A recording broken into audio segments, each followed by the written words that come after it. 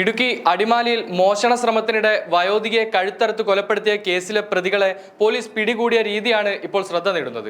പ്രതികളുടെ mobile phone കേന്ദ്രീകരിച്ചുള്ള അന്വേഷണത്തിലാണ് പോലീസ് ഇവരെ പിടികൂടിയത്. കൊല ചെയ്ത ശേഷം മോഷ്ടിച്ച മാല ഒരു സ്വകാര്യ ധനസ്ഥാപനത്തിൽ പണയം വെച്ചത് വഴിയാണ് പ്രതികളിലേക്ക് എത്താൻ പോലീസിന് സഹായമായത്. മാല പണയം വെക്കുമ്പോൾ സാധാരണയായി മൊബൈൽ നമ്പരും പണയ സ്ഥാപനങ്ങൾ വാങ്ങാറുണ്ട്. ഇത്തരത്തിൽ OTP ലഭിക്കുന്നതിനായി നൽകിയ മൊബൈൽ നമ്പറാണ് പ്രതികളെ കുടുക്കിയതെന്നാണ് പോലീസ് പറയുന്നത്. നെടുവേലി കിഴക്കതിൽ പരേതനായ കാസിമിന്റെ ഭാര്യ ഫാത്തിമയാണ് കൊല്ലപ്പെട്ടത്. ഫാത്തിമയ്ക്ക് 70 വയസ്സായിരുന്നു പ്രായം. സംഭവത്തിൽ കൊല്ലം കിളികല്ലൂർ സ്വദേശികളായ അലക്സ്, കവിത എന്നിവരാണ് പിടിയിലായത്. പാലക്കാട്ട് നിന്നാണ് ഇവരെ പോലീസ് അറസ്റ്റ് ചെയ്തത്. ശനിയാഴ്ചയാണ് ഫാത്തിമയെ കൊലപ്പെടുത്തിയത്. വീട് വാടകയ്ക്കെടുക്കാൻ എന്ന വ്യാജേനയാണ് അലക്സും കവിതയും അടിമാലിയിലെത്തിയത്. ശേഷം 11 മണിക്ക് മുമ്പായി തന്നെ ഇവർ ഫാത്തിമയുടെ വീട്ടിലെത്തി.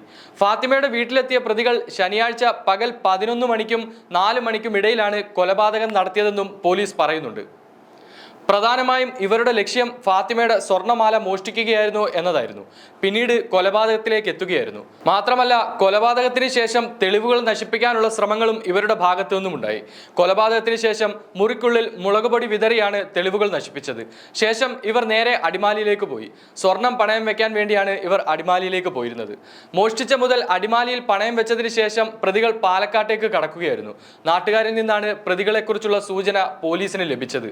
തുടർന്ന് പോലീസ് CCTV ദൃശ്യങ്ങൾ പരിശോധിച്ചു. അടിമാലിയിലെ സ്വകാര്യ ധനകാര്യ സ്ഥാപനത്തിൽ പ്രതികൾ തെറ്റായ വിവരങ്ങളായിരുന്നു നൽകിയത്. എന്നാൽ മൊബൈൽ നമ്പർ നൽകിയതിൽ പ്രതികൾക്ക് പിഴച്ചു. പണയം വെച്ചപ്പോൾ OTP ലഭിക്കുന്നതിനായി നൽകിയ മൊബൈൽ നമ്പർ വഴി പ്രതികൾ കുടുങ്ങുകയായിരുന്നു. ഈ മൊബൈൽ നമ്പർ കേന്ദ്രീകരിച്ച് പോലീസ് നടത്തിയ അന്വേഷണത്തിലാണ് പ്രതികൾ പാലക്കാടുണ്ടെന്ന് പോലീസിന് മനസ്സിലായത്. ശേഷം ഇരു പ്രതികളെയും പാലക്കാട് നിന്നും പോലീസ് അറസ്റ്റ് ചെയ്യുകയായിരുന്നു. പാലക്കാട് നിന്നും അടിമാലിയിലെത്തിച്ച പ്രതികളെ ചോദ്യം ചെയ്തു വരികയാണെന്നും പോലീസ് പറയുന്നു. ആസൂത്രിതമായി തന്നെ നടത്തിയ കൊലപാതകമാണ് ഇതെന്നും പോലീസ് പറയുന്നുണ്ട്.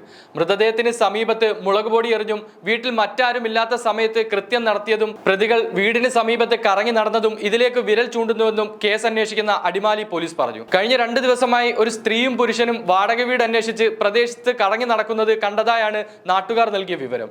ഇതുപ്രകാരം നടത്തിയ അന്വേഷണത്തിലാണ് പ്രതികളിലേക്ക് പോലീസ് എത്തിയത്. പോലീസ് പിന്തുടരുന്നുണ്ടെന്ന് മനസ്സിലാക്കിയ അടിമാലിയിൽ നിന്ന് മുങ്ങിയ പ്രതികൾ പാലക്കാട് എത്തിയതിന് പിന്നാലെയാണ് അറസ്റ്റ്. കഴിഞ്ഞ ദിവസങ്ങളിൽ സംശയാസ്പദമായ സാഹചര്യത്തിൽ 2 പേർ ഫാത്തിമയുടെ വീട്ടിൽ വന്നതായി നാട്ടുകാർ പോലീസിനെ അറിയിച്ചതാണ് കേസിൽ നിർണായകമായത്.